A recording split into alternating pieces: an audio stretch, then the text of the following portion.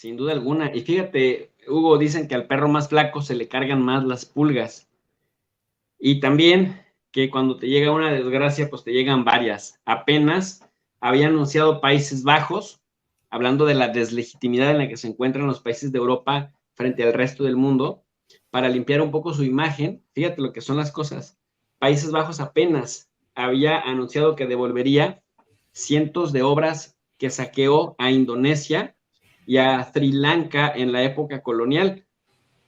Recordarle a nuestra audiencia que estos paisitos pequeñitos territorialmente hablando fueron potencias extremadamente crueles, potencias coloniales que saqueaban en el mundo lo que podían, Hugo. Y bueno, pues hoy se anuncia justamente a través del Ministerio de Educación, Cultura y Ciencia holandesa que se devolverán un total de 478 cosas, objetos hermosos, valiosos, que se encontraban en el Museo Nacional de las Culturas del Mundo, que por cierto Sonia y yo visitamos, y el Museo Nacional de Ámsterdam, que también lo visitamos, pues van a ser quitadas de ahí para entregárselas el 10 de julio a Indonesia y a finales de año a Sri Lanka para estar en mejores términos. Pues es que ahora si comparas el potencial de Indonesia, pues es mucho mayor que el de Países Bajos. ¿Cómo cambian las cosas, no? ¿Cómo se le dio la vuelta a esto? Y a Sri Lanka, que también la saquearon cuando era la potencia colonial dominante, también le van a regresar de lo que robaron. Dicen que la devolución es fruto del trabajo de un grupo encargado de investigar la historia y la procedencia de los objetos, después de que Sri Lanka solicitara fuertemente la devolución de 6 piezas. Indonesia entonces también solicitó la devolución de varios objetos desde el verano del año 2022 y un comité de colecciones coloniales ahí mismo de Países Bajos y de Indonesia pues empezaron con los procesos de repatriación a través de mecanismos de cooperación que por demanda de Indonesia crearon para hacer efectiva la restitución.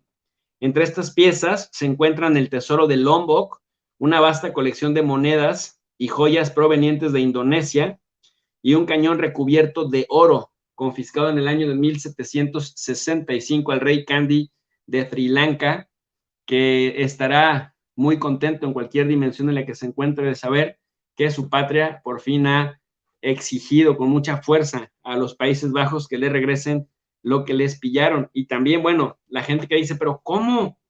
¿Cómo si el reino de los Países Bajos es muy chiquito? ¿Cómo en algún momento pudo ser tan dominante de los mares? Pues sí, el imperio colonial holandés, o dicho de otra manera, el imperio colonial de Países Bajos comenzó en el siglo XVII, nada más para que la gente vaya tomando nota, y también empezó a establecer rutas comerciales en Indonesia, por eso dominaban mucho Indonesia. Crearon en el año de 1800 las Indias Orientales Holandesas, que correspondían en gran medida a las fronteras de la actual Indonesia, o sea, lo que hoy conocemos como Indonesia, esa cantidad de islas que forman parte de ese país, en 1800 se llamaban Indias Orientales Holandesas y correspondían pues a Indonesia. Y el Ceilán neerlandés fue un conjunto de puestos comerciales en las costas de Sri Lanka antes de que los británicos se hicieran con la rapiña y el control del territorio en 1815. Así que, por un lado, Hugo querido, tenemos la renuncia de Mark Rutte, este primer ministro anti-Putin, rusófobo y súper pro-ucraniano del reino de los Países Bajos, y por otro lado, al mismo tiempo, Indonesia y Sri Lanka exigiéndole con todo, ya después de un año, que les regresen lo que les robaron cuando fueron la potencia colonial, y ahora, pues, como son chiquitos y débiles, se lo tienen que devolver, Hugo. ¿Cuál es tu opinión de este otro tema?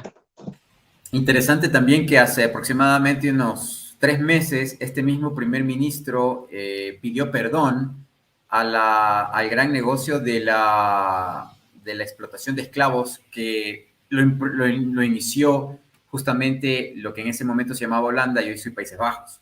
el gran negocio de la esclavitud fue promulgado, promovido y manejado por holandeses por mucho tiempo. Y recordemos que uno de sus grandes mercados de esclavos estaba en Boston y en Nueva York, que en su momento se llegó a llamar Nuevo Ámsterdam o New Amsterdam, y que después fue comprado del negocio especulativo de las finanzas. Y en el negocio especulativo de las finanzas, esa también es una herencia de los Estados Unidos y del mundo de Holanda o de los actuales Países Bajos. Recordemos que la palabra dólar es una palabra de origen holandés y que el negocio de la especulación de futuros empezó con el tema de los tulipanes, famosos tulipanes, que llegaron a ser uno de los bienes más apreciados hace varios siglos atrás. Ojo, los tulipanes de origen turco. Y lo que nos hace llegar a pensar también que Holanda tenía mucha influencia en muchos territorios, incluyendo lo que alguna vez fue el Imperio Otomano. Entonces, un país con mucha historia, un país, una nación, un pueblo que definitivamente tuvo muchas invasiones, muchos negocios y que tienen mucha similitud con lo que sería lo británico, ¿no? El mismo tratamiento o las mismas acciones o estrategias que ha hecho la anglósfera o la Gran Bretaña o el Reino Unido, como se llama hoy en día, que también crearon la Compañía de las Indias Orientales para también explotar Asia, esclavizar gente y también provocar grandes negocios con el tema del narcotráfico, ¿no? Los grandes piratas del mundo. Entonces, tienen mucho en común y hay muchas empresas, hay muchas organizaciones, hay muchas inversiones mutuas entre estos dos territorios, estos dos reinos, ¿no? Me refiero al reino de los Países Bajos y al Reino Unido, ¿no? Mucho en similitud, mucho en comparación, y que también, en cierta manera, están pasando por una grave crisis financiera y social en esta época, en esta etapa, ¿no? de la historia, en donde, por cierto, sus grandes pozos petroleros en el mar de petróleo del Mar del Norte se están acabando, en donde consideran que una unificación de ellos en la OTAN vencería y podrían invadir al territorio cercano, que es Rusia, para obtener recursos naturales, petróleo, minerales, gas.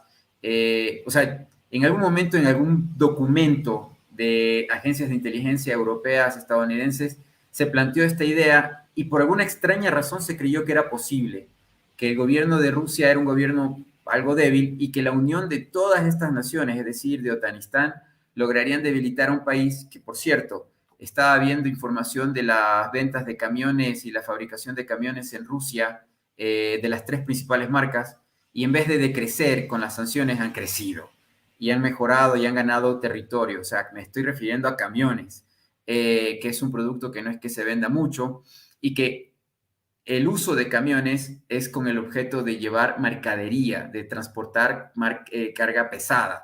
Y se han vendido más camiones, o se ha mantenido la cuota de venta de camiones pese a las sanciones de años anteriores, lo que te indica que de todas maneras Rusia está exportando mucho, está trayendo mucho producto y está llevando mucho producto afuera por las carreteras y hacia los trenes. Entonces, algo pasa, la estrategia no fue muy buena y las guerras anteriores europeas con Rusia siempre han traído las mismas consecuencias, profe.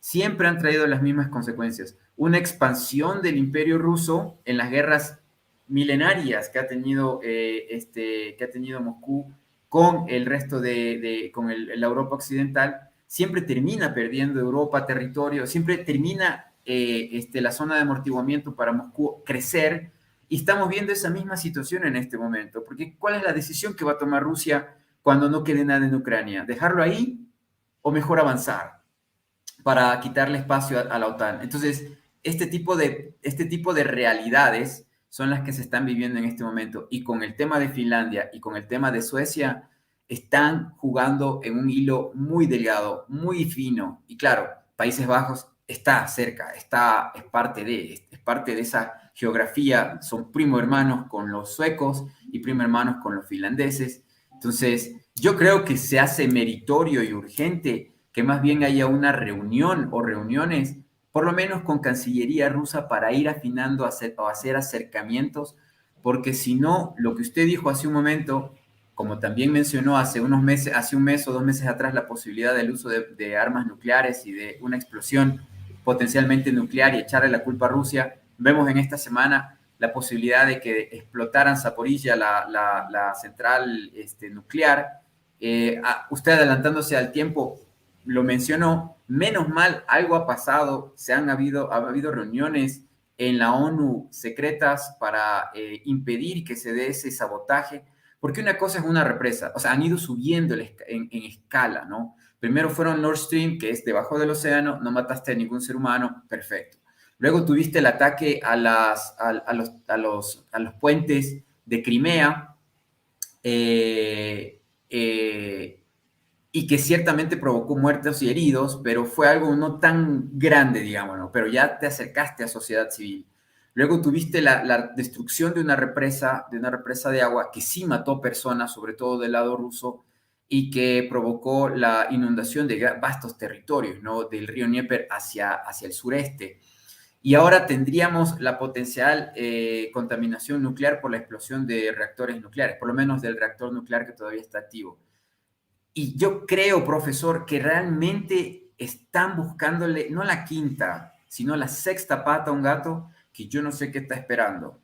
Pero en definitiva, es un país que sabe la potencial, la capacidad de sus armas nucleares. Rusia fue el último país en probarle el arma nuclear más poderosa del mundo, que es la de hidrógeno. Y saben que una bomba, o sea, llegar a un escalamiento sería la destrucción completa de Europa, parte de Asia, con muy pocas armas. Y creo que yo pienso que Rusia considera y entiende que vive en una estepa que definitivamente serían también afectados, que están hablando de territorio que está compartido, que no es Estados Unidos. Con Estados Unidos tal vez podrían mostrar más los dientes, porque está a un mar de distancia, aunque no tan lejos, porque, ojo, si no se sabe, si no lo han notado, Rusia y Estados Unidos son fronterizos, tienen fronteras en el lado norte, son países que tienen límites fronterizos, se topan, pero pese a ello, igual están un poco alejados. Holanda, que es un país muy pequeño, para Rusia es casi nada, es una provincia y menos que eso, un oblast, o de los más pequeños que podría tener Rusia, y definitivamente lo mismo con los demás países. Entonces, las cosas están calentando mucho más, pero creo yo que las primaveras europeas van a ir por este lado, ¿no? Se lo ha salvado al presidente Macron. Se ve que Francia tiene poder en la Unión Europea y en la OTAN. Lo han salvado a Macron, pese a que... YouTube, porque cada que escribes algo de Francia, te lo vetan, te lo desmonetizan. Una cosa increíble. Entonces, no tienen miedo de que caiga Francia. Habría que analizar cuál es la razón, pero sí dejan que caigan los perimetrales, los países pequeñitos que cambien de gobiernos, incluso con Italia. Pero en el caso de Francia y el caso de Alemania siguen persistiendo. El ministro de Defensa está en Ucrania ahora, de Alemania, y son países que tienen manifestaciones más graves, más complicadas que incluso Países Bajos. Entonces, debe haber alguna, por ejemplo, ese caso, ¿no? Es sumamente interesante esta movida de los poderes dentro de la Europa del centro, de los países más importantes o influyentes, Alemania, España, Francia. Si nosotros vemos que cayera el gobierno francés, o que dejaran que caiga el gobierno francés en próximos días, yo creo que habría una capitulación inmediata por parte de Ucrania, pero ahí estamos, ¿no? Los que todavía son belicistas y beligerantes, Francia y Alemania, se mantienen o los mantienen, porque justamente con un cambio de gobierno, con una primavera, probablemente un gobierno nuevo firmaría un documento inmediatamente, como lo quiere hacer Trump en Estados Unidos, para retirarse completamente de la guerra en Ucrania, tratando de alivianar la crisis con Rusia, pero yo creo que esta crisis durará unos 20 o 30 años, por lo menos. Habrá una guerra fría muy complicada para Europa. Sí, por lo menos sus consecuencias van a ser de gran calado. Y mira...